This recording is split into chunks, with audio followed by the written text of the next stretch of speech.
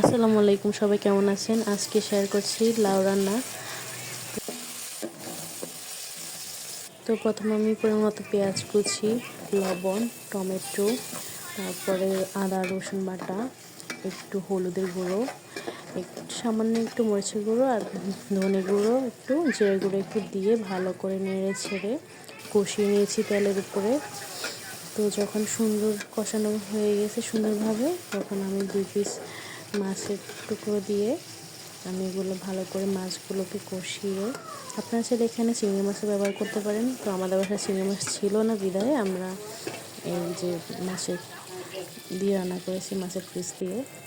তো ভালো করে কষানোর পরে একটু পানি দিয়ে আর একটু কষিয়ে নেব যেন মাছের গায়ের গন্ধগুলো চলে যায়।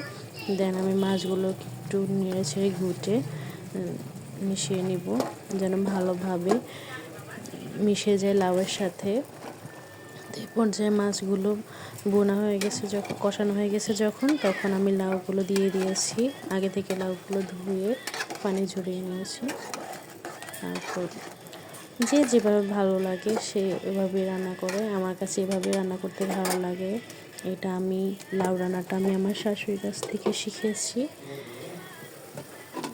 এইভাবে লাউ রান্না করলে অনেক মজা হয়, সবাই পছন্দ করে এইভাবে লাউ রান্না করলে। বিশেষ করে চিংড়ি মাছ দিয়ে রান্না করে লাউ রান্নাটা বেশি পছন্দ করে। তো আমি আবার চিংড়ি মাছ পছন্দ করি না বিদায়, তো আমি এই মাছের পিস দিয়ে রান্না করছি। তো একটু যখন ভালো করে ঘুটে দিলে ভালো করে এগুলো সুন্দরভাবে হয়ে যায়।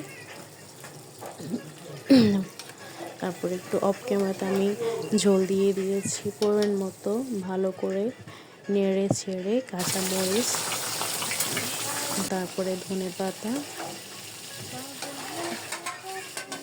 দিয়ে দিয়েছি।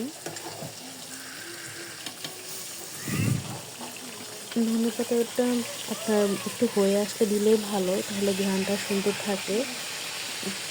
এই যে অনেক বেশি করে ধনেপাতা দিয়েছি। শীতকালে ধনেপাতা যত বেশি দিলে তত মজা হয় তরকারি।